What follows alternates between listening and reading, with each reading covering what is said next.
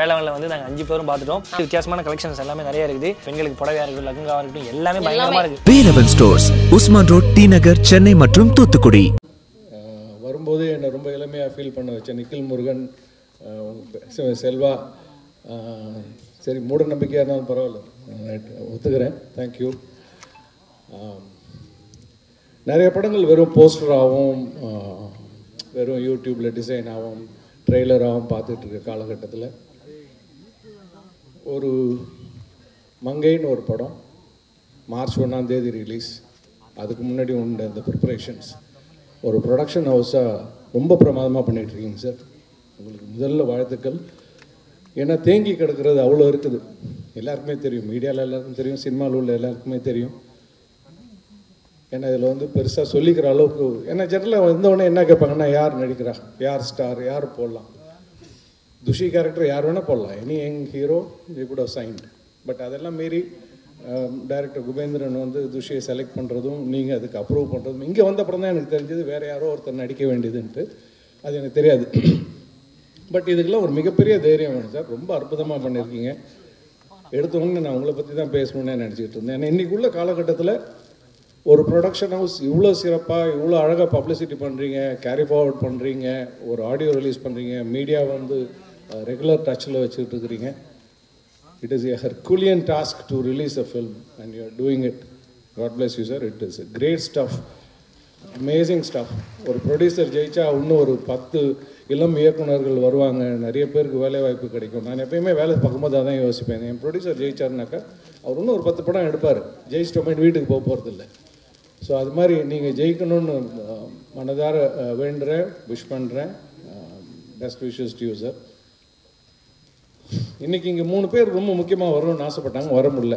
ஒன்று வந்து என்ன நடிக்க கூப்பிட்டு வந்த சேரன் சார், துஷியை நடிக்க கூப்பிட்டு வந்த சசிகுமார் சார், அண்ட் கூடவே ட்ராவல் பண்ண சமுத்திரகனி சார்.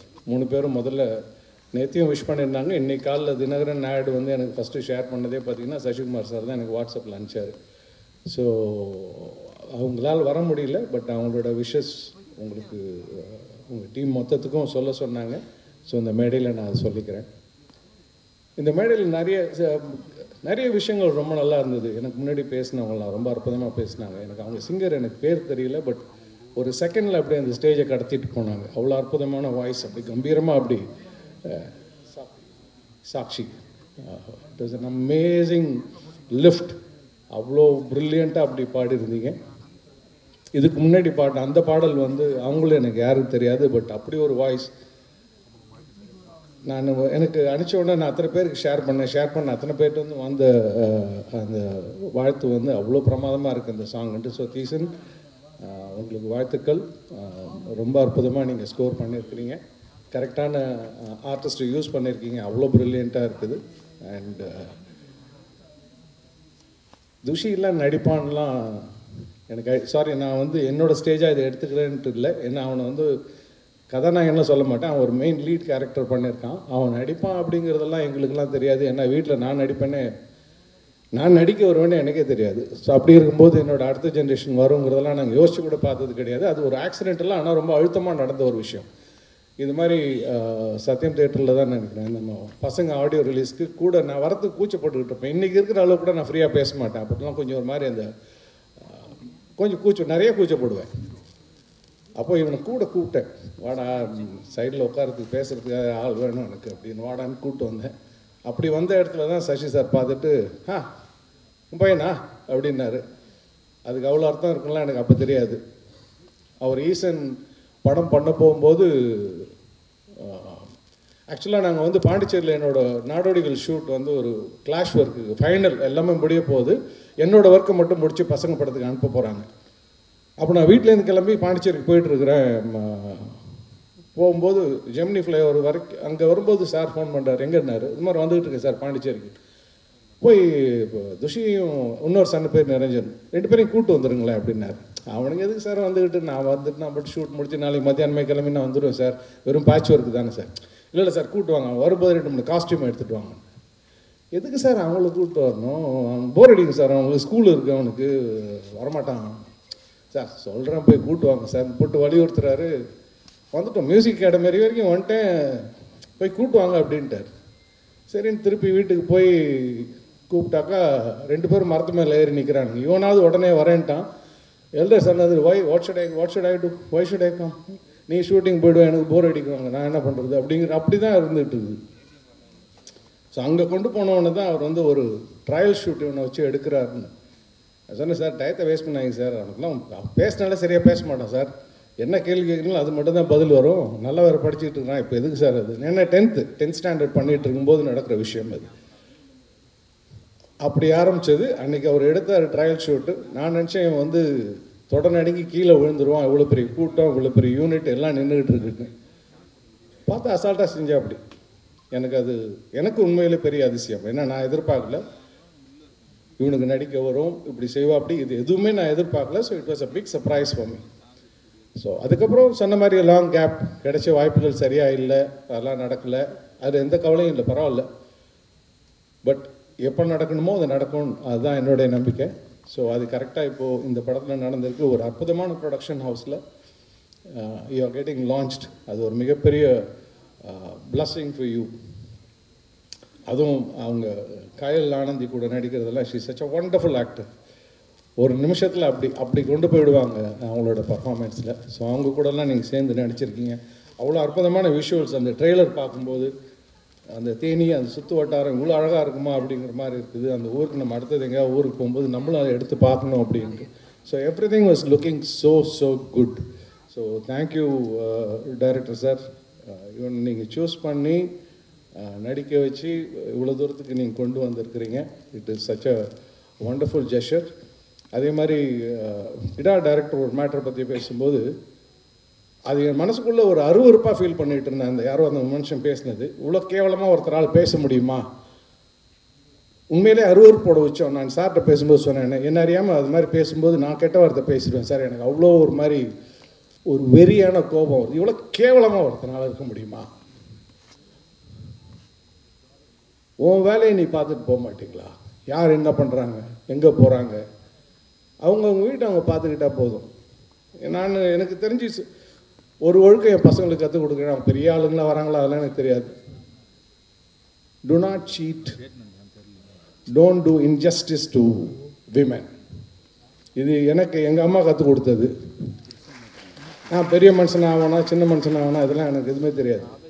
நீ எது வேணால் பண்ணு, go for a drink, you smoke, இதெல்லாம் உன்னை நீ பண்ணிக்கிறது, உன்னுடைய உடம்பு மட்டுமே சம்மந்தப்பட்ட விஷயம். அது நீ எப்போ வேணால் நீ சீர்திருத்திக்கலாம். ஆனால் எந்த வகையிலையும் do not insult a woman or women or anybody for that sake. இது ஒன்று மட்டும்தான் நான் அவங்களுக்கு சொல்லி கொடுத்தது, சொல்லி கொடுத்துக்கிட்டே இருக்கிறது. இன்னும் சொல்லப்போனால் நான் நிறைய பேரண்ட்ஸ்கிட்ட இது மூலியமாக சொல்கிறது என்னென்னா, you bring up your kid in the right way. வீட்டில் அம்மாவுக்கு எப்படி ட்ரீட் பண்ணணும், அக்காவை எப்படி ட்ரீட் பண்ணணும், பக்கத்தில் உள்ளவங்களாம் எப்படி ட்ரீட் பண்ணணும், எப்படி மரியாதை கொடுக்கணும், இது அப்ரிங்கிங்கில் நம்மள்கிட்டையும் இருக்குது. We need to bring up the right generation.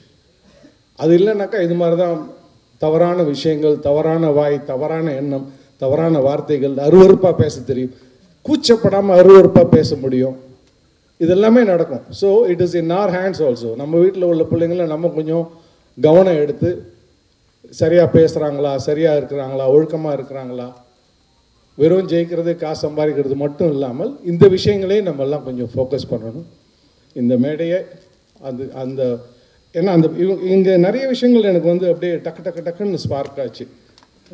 நிறைய பேர் இயக்குனர்கள்லாம் இருந்திருக்கிறாங்க, அவங்களாம் எனக்கு தெரியல, ஆனால் அவங்க படங்களை பார்த்துருக்கேன், அவங்க படங்களை ரசிச்சிருக்கிறேன். அப்படி தான் பக்கத்தில் கிடா இயக்குனர் உட்காந்துருக்கார், எனக்கு அவர் தான் தெரியாது. அதே மாதிரி உங்கள் பேரும் எனக்கு இப்போ ஆனால் அவங்கள்ட்டையும் ஃபோனில் எல்லாம் பேசியிருக்கிறேன்.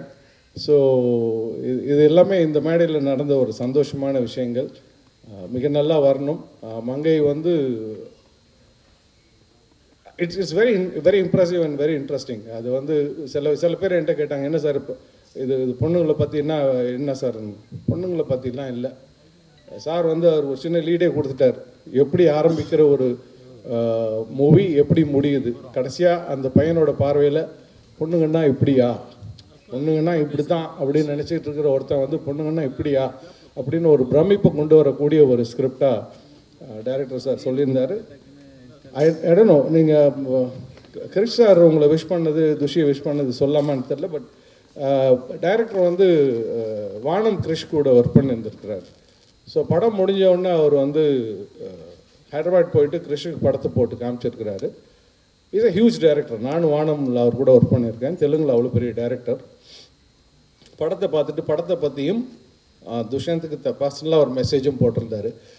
It was so impressive. நான் துஷிகிட்ட சொன்னேன், டே ஆர் கிஃப்டட்ரா, சம்படி ஹஸ் டேக்கன் டைம். அவங்க வந்து படத்தை பார்த்துட்டு உன்கிட்ட அந்த படத்தை பற்றிய கருத்தையும் உன்னை பற்றியான கருத்தையும் ஒருத்தர் சொல்லியிருக்கிறாங்கன்னா அது மிகப்பெரிய விஷயம். இட் சச் அ, ஏன்னா தே ஆர் ஆல் இந்த கிராஃப்ட்.